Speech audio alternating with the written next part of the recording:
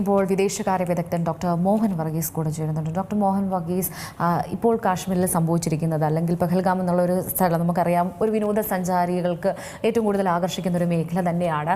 അവിടുത്തെ പ്രധാന ലോക്കൽസിൻ്റെ ഒക്കെ ഒരു പ്രധാന വരുമാന മാർഗവും ഈ ടൂറിസ്റ്റ് തന്നെയാണ്. ഒരു ടൂറിസ്റ്റ് അല്ലെങ്കിൽ ഒരു ഹോളിഡേ ഡെസ്റ്റിനേഷൻ എന്നൊക്കെ പറയുന്നൊരു സ്ഥലം തന്നെയായിരുന്നു കാശ്മീർ.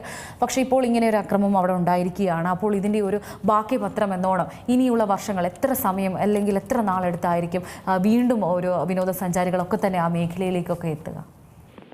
ടൂറിസം മേഖലയ്ക്ക് വലിയ തിരിച്ചടി തന്നെയാണ് പഹൽഗാം ആക്രമണം. കഴിഞ്ഞ 4-5 വർഷമായി കോവിഡിന് ശേഷം ക്രമാനുഗതമായി ടൂറിസം രംഗം വികസിച്ചു വരികയായിരുന്നു. അടിസ്ഥാന സൗകര്യങ്ങൾ വികസിച്ചു. ഏറെ ടൂറിസ്റ്റുകൾ ഇന്ത്യയുടെ പല ഭാഗത്തു നിന്നും ലോകത്തിന്റെ വിവിധ ഭാഗങ്ങളിലേക്കും കാശ്മീരിലേക്ക് എത്തിയിരുന്ന ഒരു ചരിത്രമാണ്. ഏതാണ്ട് 2 കോടിയിൽ പരം ടൂറിസ്റ്റുകളാണ് ഓരോ വർഷവും അവിടെ തിരിച്ചു പോയിരുന്നത്.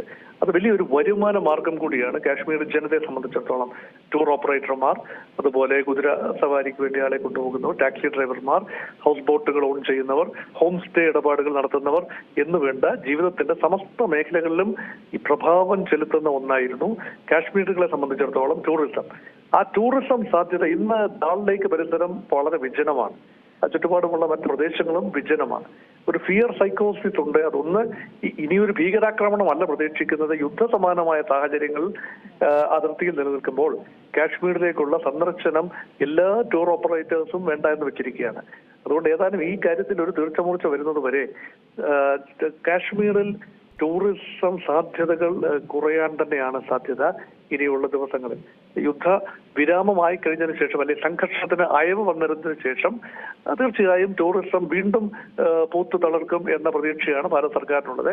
ഈ സമയത്ത് ടൂറിസത്തെ കുറിച്ച് ഒരു വലിയ ഓപ്റ്റിമിസ്റ്റിക്കായി ഗവൺമെന്റ് ഓഫ് ഇന്ത്യയോ കാശ്മീർ സംസ്ഥാന സർക്കാരോ ഒന്നും തന്നെ കരുതുമെന്ന് കരുതാനാവില്ല. ഇപ്പോൾ ഇന്ത്യ ആണെങ്കിൽ ഒരു അല്ലെങ്കിൽ ഒരു അക്രമത്തിന് അല്ലെങ്കിൽ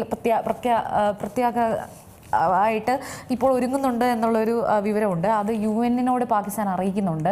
അപ്പോൾ ഇന്ത്യ തിരിച്ചടിക്കുകയാണെങ്കിൽ സഹായം വേണം മുതലായ കാര്യങ്ങളൊക്കെ UN-നോട് പറയുന്നുണ്ട്. അപ്പോൾ UN-ന്റെ ഭാഗത്തു നിന്ന് എങ്ങനെയായിരിക്കും ഒരു പ്രതികരണം ഉണ്ടാകുക?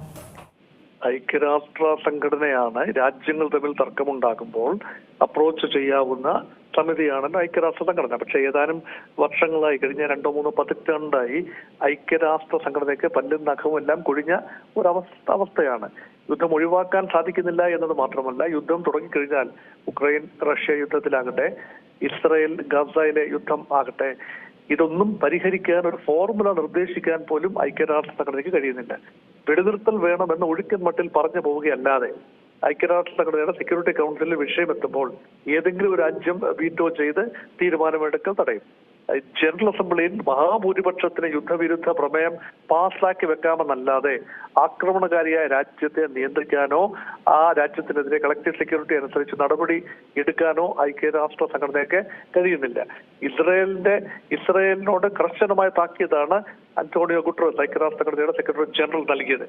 ഇസ്രയേൽ അതിനോട് പ്രതികരിച്ചത് രൂക്ഷമായിട്ടാണ്. അദ്ദേഹത്തിന് യാത്രാനുമതി ഉൾപ്പെടെ നിഷേധിച്ചുകൊണ്ട് അന്റോണിയോ ഗുട്ടറസിന് ഇസ്രയേലിൽ പ്രവേശിക്കുന്നതിന് പോലും വിലക്കേർപ്പെടുത്തിക്കൊണ്ട് ഇസ്രയേൽ പ്രതികരിച്ചു. അങ്ങനെ അംഗരാജ്യങ്ങളെ നിലക്ക് നിർത്താൻ കഴിയാത്ത രീതിയിൽ ദുർബലമായി മാറിയിരിക്കുന്നു ഐക്യരാഷ്ട്ര സംഘടന. അത് മാത്രമല്ല, ഐക്യരാഷ്ട്ര സംഘടനയുടെ കീഴിൽ പ്രവർത്തിക്കുന്ന വിവിധ ഏജൻസികൾ, WHO പോലെയുള്ള വിവിധ ഏജൻസികൾ അത് നിർജ്ജീവമാകുന്ന കാഴ്ച കാണുന്നു. അമേരിക്കയുടെ പിന്മാറ്റം, ഡൊണാൾഡ് ട്രംപ് ഭരണത്തിലെത്തിയതിനു ശേഷം അമേരിക്ക മിക്ക സമിതികളിൽ നിന്നും പിന്മാറുകയാണ്. അതുകൊണ്ട് UN ഹൈക്കമ്മീഷൻ ഫോർ റെഫ്യൂജീസ്, അതുപോലെയുള്ള മറ്റ് UN ഡെവലപ്മെന്റ് പ്രോഗ്രാം, ഒരുപാട് കാര്യങ്ങൾക്കുള്ള ധനസഹായം എല്ലാം വികസിത ലോകം വെട്ടിക്കുറച്ചതുകൊണ്ട് കാര്യമായ ഒന്നും തന്നെ ചെയ്യാൻ ആവാത്ത നിലയിലേക്ക് കാര്യങ്ങൾ മാറുകയാണ്. അതുകൊണ്ടാണ് ഐക്യരാഷ്ട്ര സംഘടനയെ സംബന്ധിച്ചിടത്തോളം കാര്യമായ ഒരു രീതിയിലും ഈ വിഷയത്തിൽ പ്രതികരിക്കാനാവും എന്ന് തോന്നുന്നില്ല. അത് മാത്രമല്ല, ഇന്ത്യ ഐക്യരാഷ്ട്ര സംഘടനയിലേക്ക് കാശ്മീർ വിഷയം 1947 നെഹ്റുവിന്റെ കാലത്ത് കൊണ്ടുപോയത് ഇപ്പോഴും അത് പരിഹാരമായില്ല എന്ന് പറയുമ്പോൾ യാതൊരു രീതിയിലും ഐക്യരാഷ്ട്ര സംഘടനയിലേക്ക് കാശ്മീർ വിഷയത്തിൽ ഇടപെടാനാവില്ല എന്നത് നിസ്തർക്കമായ കാര്യമാണ്. അതുകൊണ്ട് പരമാവധി സംയമനം പാലിക്കണം എന്ന ഒഴുക്കൻ മട്ടിലുള്ള പ്രസ്താവനകൾക്ക് ഉപരിയായി അന്താരാഷ്ട്ര ഏജൻസിക്ക് യാതൊന്നും തന്നെ ചെയ്യാനുള്ള സാധ്യത ഇപ്പോൾ കാണുന്നില്ല.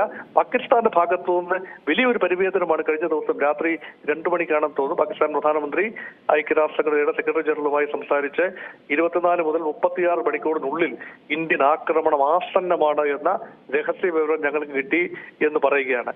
പക്ഷെ അതിനോട് സെക്രട്ടറി ജനറൽ പ്രതികരിച്ചത് സംയമനം പാലിക്കണമെന്ന് മാത്രമാണ്.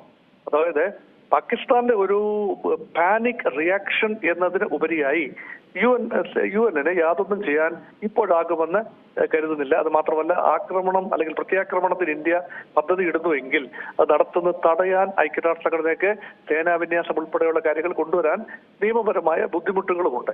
അതുകൊണ്ട് ഐക്യരാഷ്ട്രസഭയുടെ ഇപ്പോഴത്തെ നിലപാട് പ്രസക്തമല്ല, മറിച്ച് ചർച്ചകളിലൂടെ ഇത് പരിഹരിക്കാൻ എന്തെങ്കിലും നിർദ്ദേശം, ഭീകരവാദത്തിനെതിരെ ക്രിയാത്മകമായ നിർദ്ദേശങ്ങൾ ഐക്യരാഷ്ട്രസഭ കൊണ്ടുവരികയും അത് പാകിസ്ഥാനെ കൊണ്ട് അംഗീകരിപ്പിക്കുകയും ചെയ്താൽ തീർച്ചയായും മുന്നോട്ട് പോകാൻ ഏറെ സുഗമമായി മുന്നോട്ട് പോകാനാവുകയും ചെയ്യും. പുതിയ വാർത്തകളും വിശേഷങ്ങളും ഇനി വിരൽ തുമ്പിൽ. എല്ലാ ഡിജിറ്റൽ പ്ലാറ്റ്ഫോമുകളിലും ഇപ്പോൾ സീ മലയാളം ന്യൂസ് ലഭ്യം.